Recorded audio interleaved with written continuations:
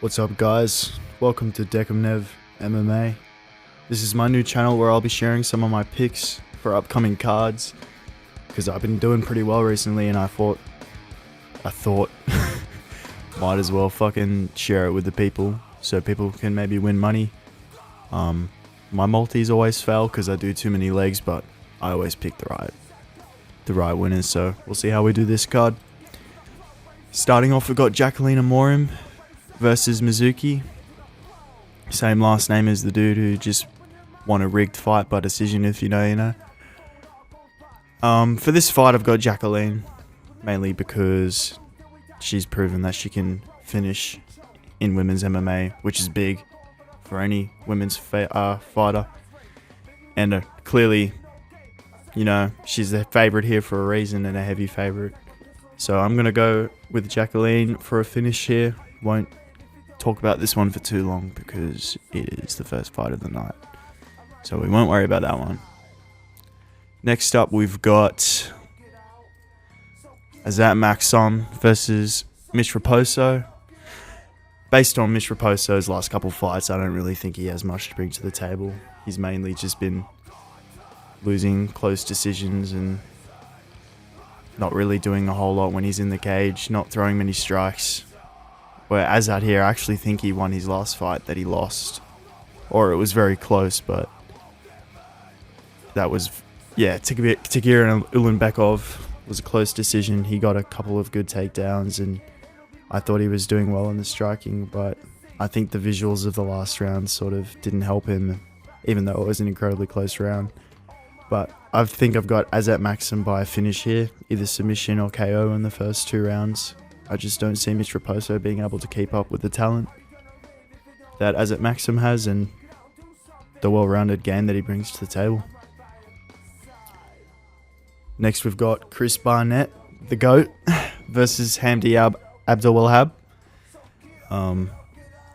If he's not too focused on his kebab and burger businesses that he's running, I think he could get a finish here over Chris Barnett, who is really just, as you can see, loss, win, loss, win, loss. Is usually pretty bad.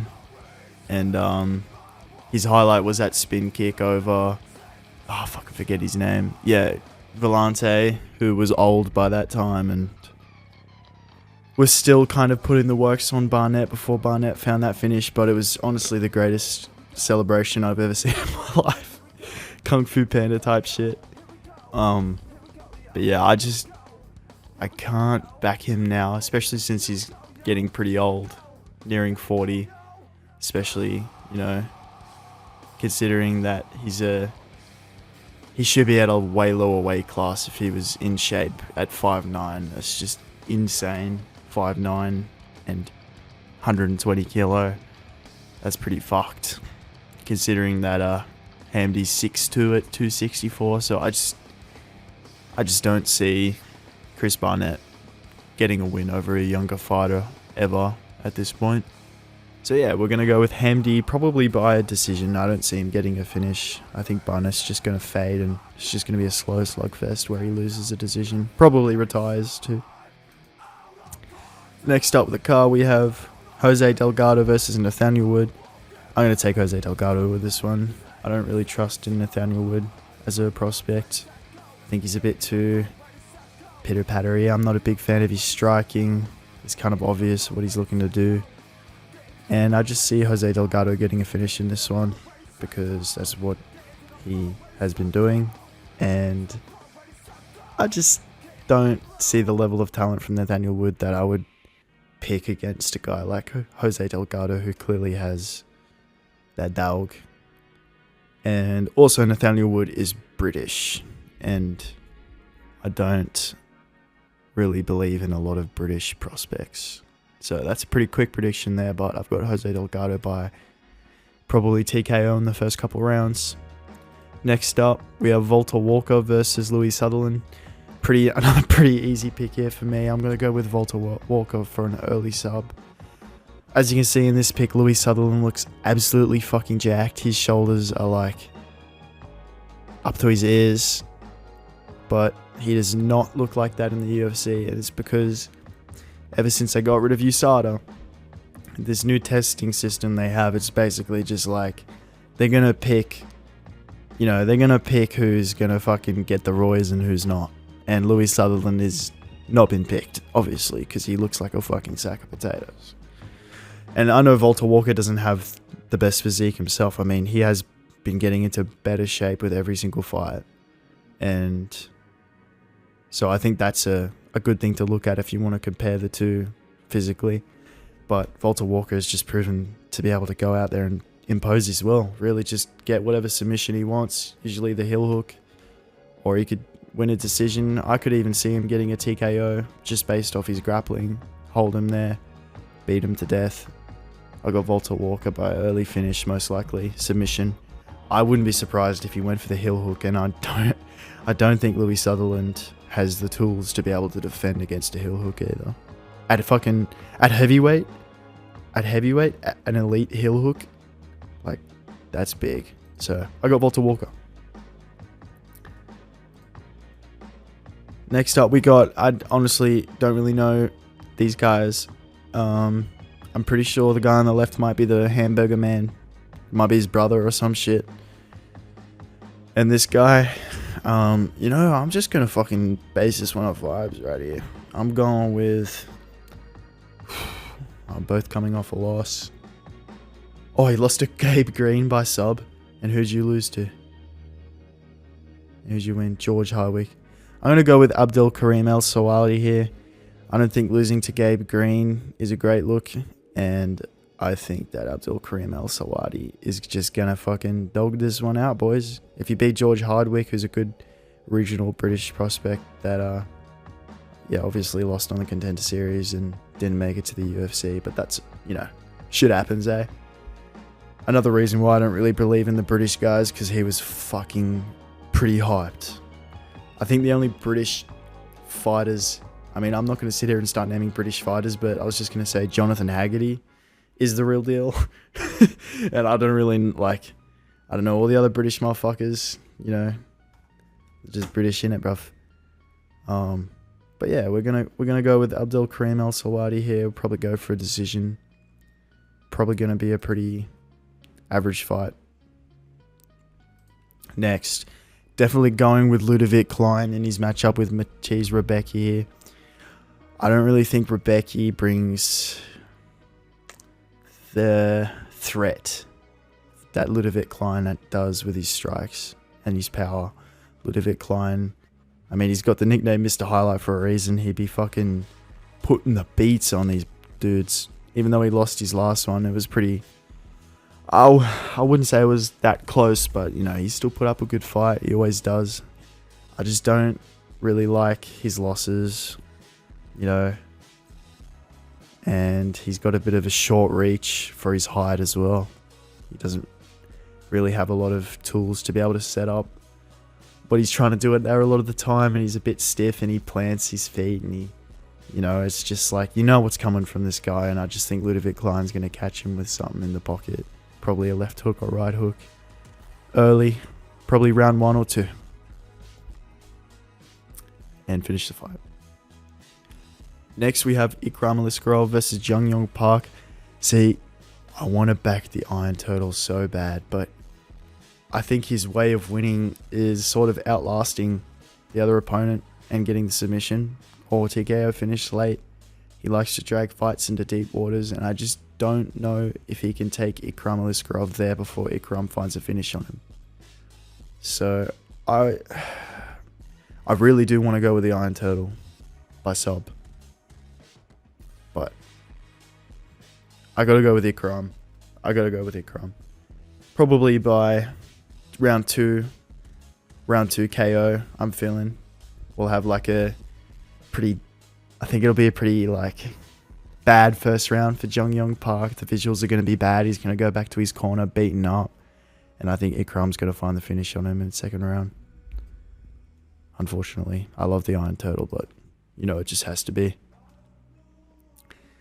Next, we got fucking Quillan Salkild versus Nasrat Hakparast. I see a lot of people picking Kelvin Gastelum for this fight, but I don't know. I know that Quillan Salkild's taking this on short notice, but I don't think he's a stupid guy. I think that if he's going to take a short notice fight and he's going to travel to Abu Dhabi, halfway across the world, I think he's going to, be pretty confident knowing what he's going to go in there and do against a tough guy like Nasrat.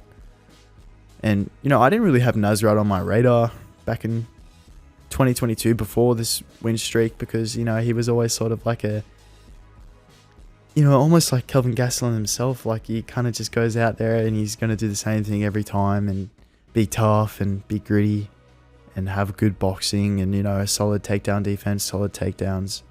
But it just seems when he fights that fighter with a different sort of level, different talent, he can fall short. He can fall short. He's not, styling and getting finishes over the top talent. Whereas Quillan Salkild, although he hasn't fought anyone particularly great, and he does struggle, I just think that he's got the higher ceiling. And I don't know if he's going to lose to Nasrat. I think it's going to be a successful short notice fight for Quillan Salkild. All glazing aside, I do think Nasrat is a great fighter. And I've been following his career for the last couple of years. But I don't know. I just can't pick against Salkild. He's just on a tear. He hasn't lost yet in the UFC. And, Nasrat has lost before. And I'm going to go with Quillan for this one. Next, now this is the fights I fucking actually know a lot about. Here we have Alexander Rakic versus Azamat Mazakhanov. So I've been really back and forth on this fight because it's just like you look at Azamat Mazakhanov and you think this guy's looks like he would have got knocked out on the Contender Series in round 1, but he's the one doing that. He's the one getting finish after finish after finish, pulling flying knees, kicks out of nowhere and finishing these guys. And he's got hands too. He's got fucking hands. And, Alexander Rakic, he's great, but it's just now that he's at the top of the division, when he was on the come up, we didn't really know what his ceiling was, but now he's at the top of the division.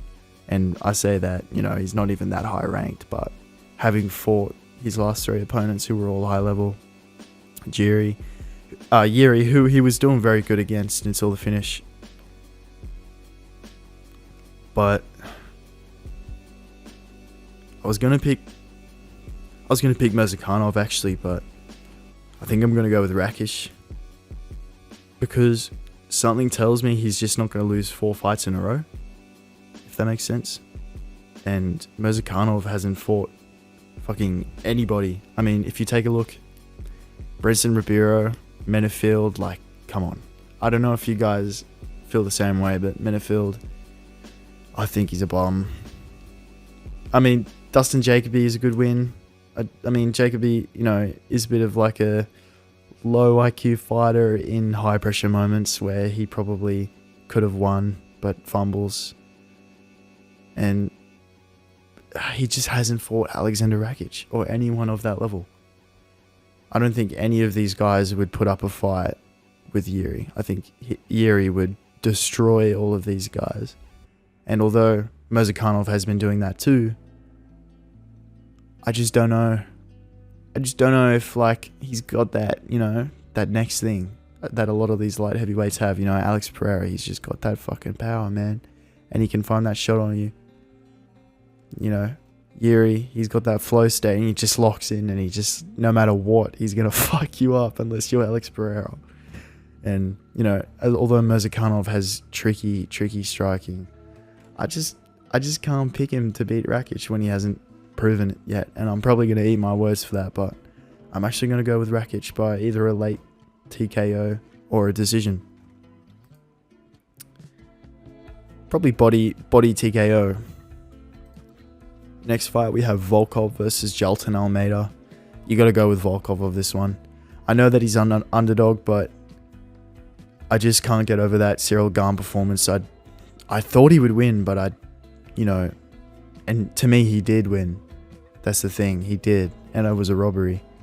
And I predicted it, but I also kind of half expected Gane to just like go against everything I thought and win. But Volkov, he had a great game plan, great defensive wrestling, great offensive wrestling. I was surprised when Gunn took him down, but he got right back up, didn't let Gunn do anything because Gunn doesn't really have a great offensive grappling game. He's more able to pull off subs like heel hooks and stuff like that, like he tried on Ngannou in round 5. Off the bottom and, in tricky positions like that. And I know he's probably been working a lot on his offensive grappling even more, Rakic. I just had a complete brain fart. Volkov. So I think in a matchup with Jelton Almeida, that's going to pay off heavily. He's shown that he can grapple with the best. Got submitted by Tom Aspinall, but that's in the rear view now. I think after that fight, Volkov really looked in the mirror and said, man, I got to lock in. And ever since, he's been looking in better shape, better technique, better game plans. He's just been absolutely locked in. And I think he knows that this is his final run at the title. And he's not going to drop this one to Jelton Almeida. I think he gets a 2 or 3 round TKO pretty easy. Almeida, I just think when the rough gets going, man, when he gets in a block in a hard place, there's there's not much he can do. So I'm gonna go with Volkov. Next up, we've got Umar Nurmagomedov versus Mario Batista. I'm gonna go with fucking Umar Nurmagomedov, obviously. I know a lot of fucking greedy vets might be picking Mario Batista, but I just don't see it.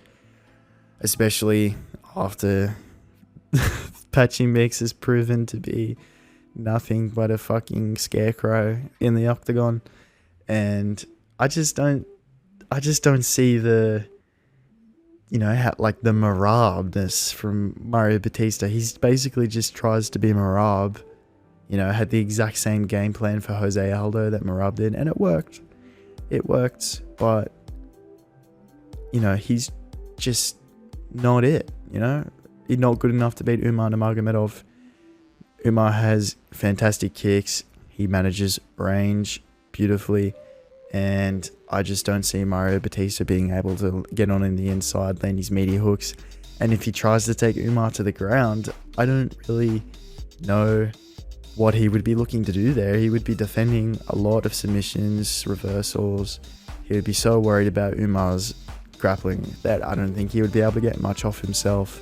And I think he knows that. And I think so he's just going to try and pressure Umar. And because Umar is so good at managing distance and fighting off the back foot, I just don't see a path of victory for Mario at all. I'm probably going to take Umar by decision or a submission, in probably by some sort of grappling desperate grappling attempt from Mario after getting rocked on the feet or so of the such. And I think Umar just gets this one done pretty easily. This is my big take here. My big take. Werner Genderoba versus Mackenzie Dern. Now, I'm not picking the underdog. Wait. Mackenzie Dern's favorite? Okay, I guess I am picking the fucking underdog here. I'm going with Werner Genderoba, obviously.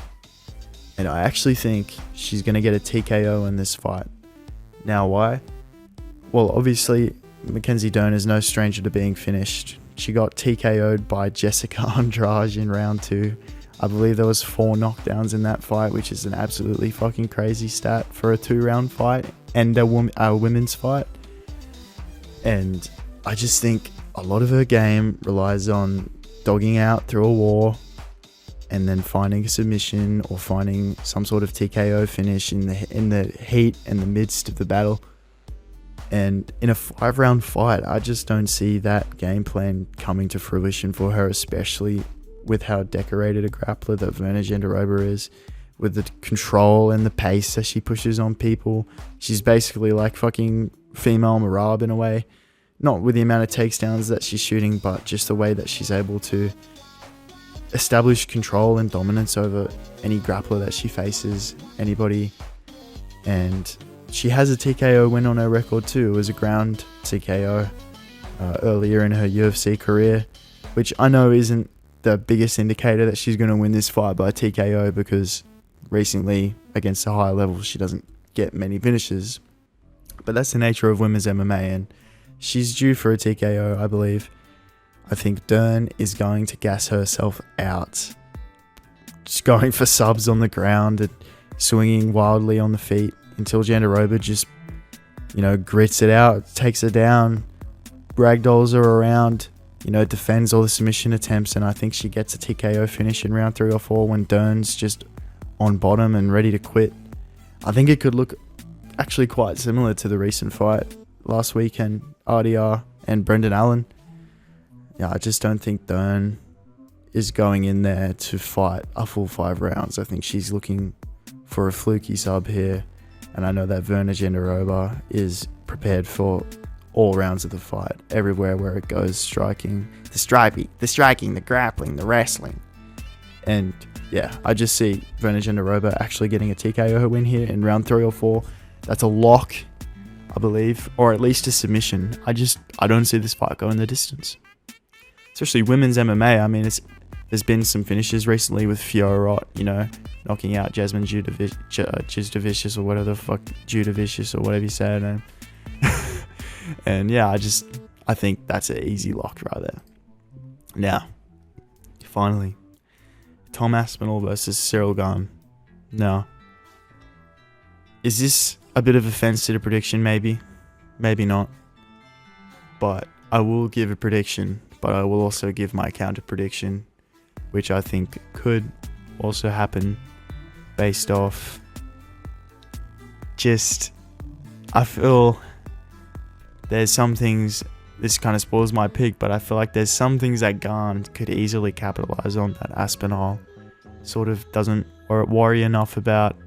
I mean, obviously we haven't seen Aspinall fight, for very long in a 5-round fight, even a 3-round fight. All of his fights are finished so quickly. He's got the shortest fight time average in UFC history and currently, and that's why I think he's going to win.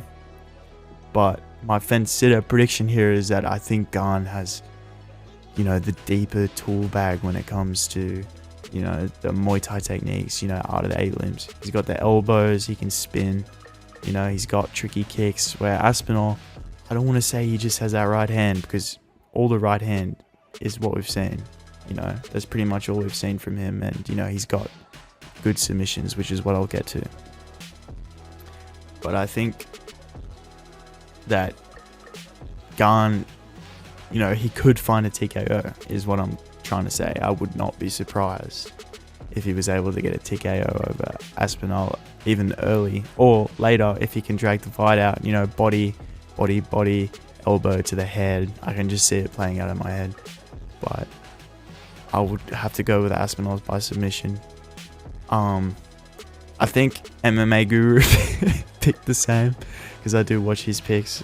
But I base all the my picks off what I genuinely think, and honestly, I have to go with Aspinall by submission. It's going to look similar to the Volkov fight, I believe, especially after watching the Volkov fight, seeing the level of grappling between Gane and Volkov. It's pretty, I wouldn't say it's even, but it was competitive, and Aspinall made it look like it was nothing against Volkov, even though that was before Volkov locked in. It's still crazy. And there was a thing that came out recently that I think Aspinall said that his managers told them that they were lying about Volkov's height. He's actually 6'9". So for Aspinall to take down this 6'9" dude and sub him, it's crazy. So I'm just going to have to go with Aspinall by submission. Definitely early. He's going to keep the streak going around rounds 1, 2, 3. I wouldn't push it for 3. Honestly, I'd go with a round 2 submission here for Tom Aspinall. I'm not really going to specify which submission, because I think that he's got so much in his tool bag that he could show us anything on the ground, and we would be, it would be new. It's like, how can we predict? He got the Kimura against Volkov, but who's to say? He's probably, Jones got gone in the guillotine, so it could be a choke, it could be a limb submission, but yeah, I got Aspinall by sub. But anyway, those are my picks for UFC 321. Hope it wasn't too fucking mundane and boring, but the main purpose of this is to show you guys my picks, and hopefully you can bet on them and win some money. Thank you. The official weight for Piotr Jan.